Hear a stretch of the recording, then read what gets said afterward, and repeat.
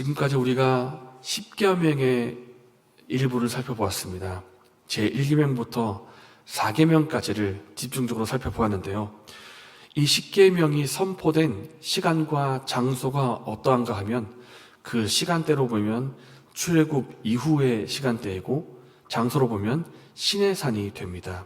하나님께서 출애굽한 백성을 시내산에 모이게 하신 후에 그 총회에서 10계명의 말씀을 선포하신 것입니다. 당시 하나님께서 시내산에 임재하실 때의 그 모습은 어떠한가 하면 빽빽한 구름과 연기, 그리고 천둥이 치고 번개가 치는 가운데 큰 나팔 소리를 동반하면서 하나님께서 임재하셨고 그들에게 말씀하셨습니다.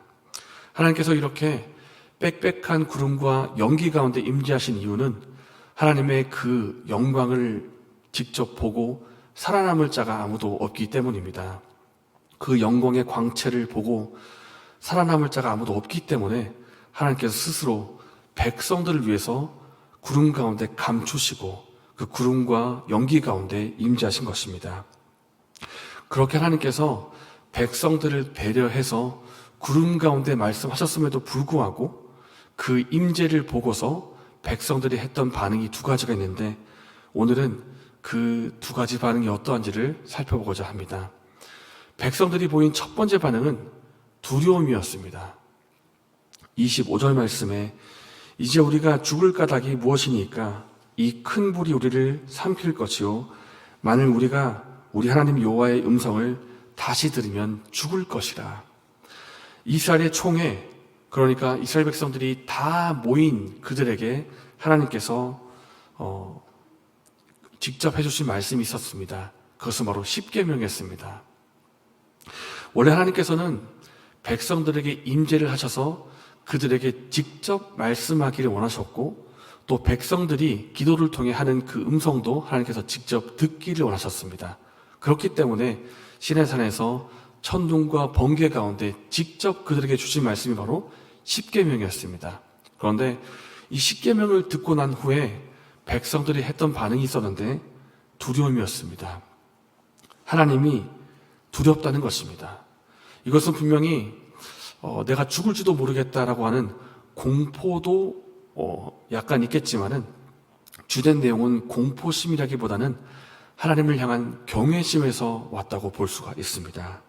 왜냐하면 분명히 하나님을 두려워하면서도 하나님을 떠나가거나 그 음성을 내가 듣고 싶지 않다 혹은 내가 불순종하겠다 이렇게 반응했던 것이 아니라 하나님의 음성을 내가 순종하고 싶다 근데 두렵다 이렇게 반응이 온 것입니다. 우리가 공포 영화에서 어떤 공포스러운 존재를 보면 주인공이 어떤 반응을 하냐면 도망갑니다. 도망가면서 그 공포의 존재가 이리 와봐, 이리 와 이렇게 얘기를 하면 어떻게 합니까? 더 도망갑니다. 그리고 그 말을 안 듣습니다. 이스라엘 백성들이 했던 반응은 이런 반응은 아니었다는 것입니다. 분명히 무섭고 공포의 그런 감정이 들었겠지만은 내가 달아나고 싶다, 도망가고 싶다 이런 것이 아니라 하나님 말씀에 듣고 싶고 순종하고 싶지만 무섭다는 것입니다. 그렇기 때문에 이 거룩하시고 엄위하시고 완전하신 하나님의 임재 앞에 서게 되니까 죄인인 내가 감히 설 수가 없다는 그런 감정이 든 것입니다. 감히 내가 하나님 앞에 설 수가 없다. 죄인인 우리가 거룩하신 하나님 앞에 직접 나아가는 것이 두렵다고 하는 경외심이 든 것입니다. 사실 이 경외심은 하나님께서 이스라엘 백성을 향해서 보기 원하셨던 그런 마음이기도 했습니다. 29절 말씀에 다만 그들이 항상 이 같은 마음을 품어 나를 경외하며 내 모든 명령을 지켜서 그들과 그 자손이 영원히 복받기를 원하노라. 하나님의 거룩하심, 하나님의 완전하심, 하나님의 그 위엄과 영광, 이 하나님께서 이러하신 분이라는 것을 그들이 자각하고 깨닫게 된 다음에 백성들이 늘 이 경외심 가운데 살기를 원했고 이 경외심을 가지고 말씀에 순종해서 하나님이 주시는 은혜와 복을 누리기를 원하셨던 것입니다. 구약의 백성들처럼 지금의 우리들에게도 필요한 것이 있다면 바로 경외심입니다. 우리가 오늘날 하나님의 은혜 가운데 살고 있고 우리가 은혜의 시대 가운데 살고 있다. 하나님의 친밀함을 누리고 있다. 이런 시대에 살고 있지만 그럼에도 불구하고 필요한 것은 바로 경외심입니다. 하나님을 경외한다는 것은 하나님을 우습게 여기거나 하나님을 함부로 여기지 않는다는 것이고 하나님께서 온 천지를 만드신 창조주시고 온 천지를 운행하시는 분이시고 통치자이시고 생명의 주인이시며 나중에는 모든 만물을 심판하시는 심판주가 되신다는 것을 하나님이 어떠한 분이라는 것을 우리가 알고 있는 가운데 갖고 있는 이 경외심을 가지고 하나님을 가볍게 여기는 것이 아니라 존중히 여기면서 그 말씀에 순종하는 삶을 하나님께서 살기를 원하신다는 것입니다. 오늘날 우리 역시 경외심이 필요하기 때문에 하나님을 경외하는 마음으로 말씀에 순종하는 저와 여러분 되시기를 바랍니다. 신의 산에 임재하신 하나님의 임재 그리고 그 영광을 보면서 백성들이 했던 첫 번째 반응은 두렵다였습니다. 경외심이었습니다. 그리고 또 한 가지 반응이 있었다면 중재자를 세워달라는 것이었습니다. 함께 27절의 말씀을 읽겠습니다. 당신은 가까이 나아가서 우리 하나님 여호와께서 하시는 말씀을 다 듣고 우리 하나님 여호와께서 당신에게 이르시는 것을 다 우리에게 전하소서. 우리가 듣고 행하겠나이다 하였느니라. 조금 전에 살펴본 것처럼 이스라엘 백성들은 하나님께서 말씀하신 것을 직접 들었습니다.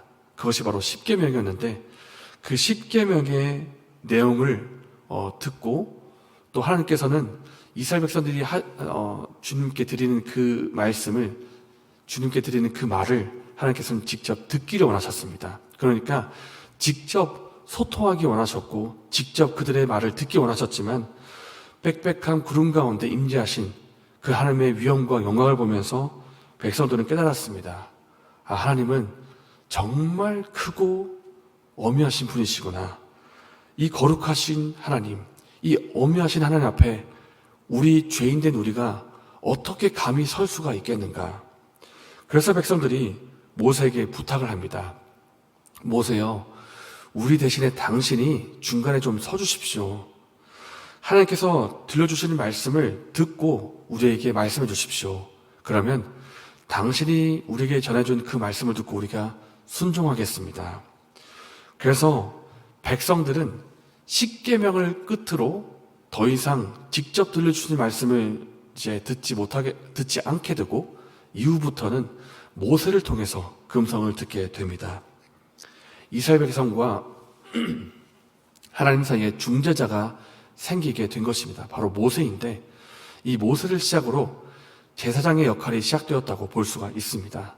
그러니까 하나님과 백성들 사이에 중재자가 생긴 것입니다.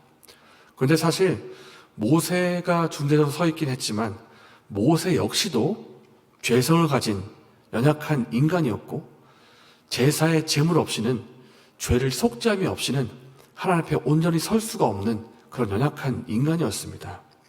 그러나 이 중재자 모세가 가리키고 있는 한 존재가 있는데 영원한 중재자 바로 예수 그리스도이십니다. 죄인된 우리가 하나님 앞에 감히 지금도 그렇습니다. 죄인된 인간은 하나님 앞에 감히 설 수가 없습니다. 설 수가 없기 때문에 반드시 중보자가 필요한데 그 중보자가 예수께서 되어주신 것입니다. 예수님께서 우리를 위한 영원한 속죄 제물이 되어주시고 우리의 죄를 다 용서해 주시고 그리고 나서는 하나님과 우리 사이에 영원한 중보자가 되어주신 것입니다. 그렇기 때문에 이 예수님을 통해서 우리는 하나님 앞에 직접 나아갈 수가 있게 되었습니다. 하나님은 처음부터 원하셨습니다. 내가 백성들에게 직접 말을 하겠다. 그리고 그들의 말을 내가 직접 듣겠다. 그러나 그들이 죄인이기 때문에 죄성을 가진 인간이기 때문에 감히 설 수가 없게 되었고 중재자가 생긴 것인데 영원한 중보자이신 예수 그리스도를 통해서 우리가 하나님께서 원하셨던 그것이 다시 한번 이루어지게 된 것입니다. 예수님을 통해서 하나님께서 우리에게 직접 말씀하시고 예수님을 통해서 우리가 직접 기도할 수 있게 된 것입니다. 그렇기 때문에 하나님께 말씀드릴 수가 있고 함께 교제할 수가 있는 것, 이것이 예수님을 통해서 이루어지게 된 것에 대해서 우리가 감사드리기를 원합니다. 그리고 예수님 힘입어서 이제는 은혜 보좌 앞에 직접 나아갑시다. 예수님과 교제하며 주시는 말씀에 순종하며 하나님의 은혜와 복을 누리는 저와 여러분 되시기를 바랍니다. 이 시간 말씀을 생각하면서 기도하겠습니다. 하나님께서 거룩하시며 엄위하시고 그리고 영광스러운 분이심을 알고 하나님을 경외하며 그 말씀에 순종하는 우리가 되게 하여 주시옵소서.